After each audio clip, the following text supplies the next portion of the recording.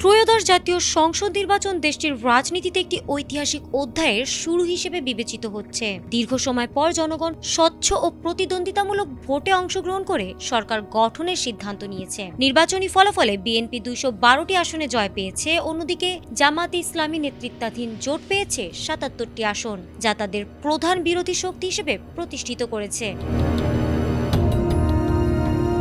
BNP নেতৃত্বাধীন জোট উল্লেখযোগ্য বিজয় লাভ করে সরকার গঠনের পথে এগিয়ে গিয়েছে। আর এরই মধ্যে নতুন সরকার আনুষ্ঠানিকভাবে ক্ষমতা বুঝে নেওয়ার আগেই বিরোধী অবস্থানে থেকে নিজেদের ভূমিকা স্পষ্ট করতে আসিফ মাহমুদ এক কৌশলগত ঘোষণা দিয়েছেন।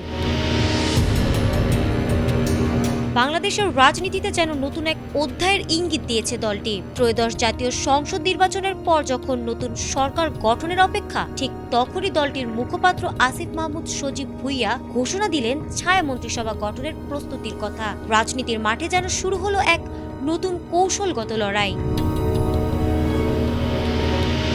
রোববার সকালে নিজের ফেসবুক পোস্টে আসিফ মাহমুদ বলেছেন, আমরা ছায়া মন্ত্রিসভা গঠনের প্রস্তুতি নিচ্ছি। তিনি বলেছেন, এই মন্ত্রিসভা সরকারের কার্যক্রমে স্বচ্ছতা ও জবাবদিহিতা নিশ্চিত করতে ওয়াচডগ হিসেবে কাজ করবে। ছায়া মন্ত্রিসভা মূলত এমন একটি কাঠামো যেখানে সংসদের প্রধান বিরোধী দলীয় নেতার নেতৃত্বে বিরোধী দলের জ্যেষ্ঠ সদস্যরা সরকারের মন্ত্রিসভার বিকল্প হিসেবে একটি সমান্তরাল মন্ত্রিসভা গঠন করেন। এখানে সরকারি প্রতিটি মন্ত্রীর বিপরীতে একজন ছায়া মন্ত্রী থাকেন, যিনি সংশ্লিষ্ট দপ্তরের কাজ বিশ্লেষণ করেন এবং প্রয়োজনে বিকল্প নীতিপথ তুলে ধরেন। তবে কি এনসিপি এবার বিরোধী রাজনীতিতে নতুন মাত্রা আনতে যাচ্ছে?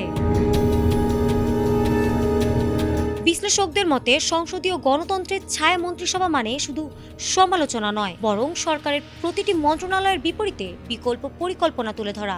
অর্থাৎ এনসিপি নিজেদের ওয়েটিং গভর্নমেন্ট হিসেবে প্রস্তুত রাখতে চাইছে। এই ঘোষণার রাজনৈতিক তাৎপর্য আরও বেড়েছে, কারণ বিএনপি নিরঙ্কুশ বিজয়ের পর নতুন মন্ত্রিসভার শপথের আগেই এটি এসেছে। একই সঙ্গে জামাত নেতা শিশির মনিরও অনুরূপ ইঙ্গিত দিয়েছেন বলে জানা যাচ্ছে।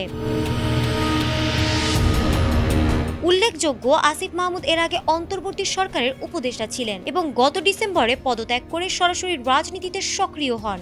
রাজনৈতিক অঙ্গনে এখন সরকার গঠনের পাশাপাশি বিরোধী শক্তির এই নতুন উদ্যোগও আলোচনার কেন্দ্রে উঠে এসেছে। ফারহানা হক, এটিএন বাংলা।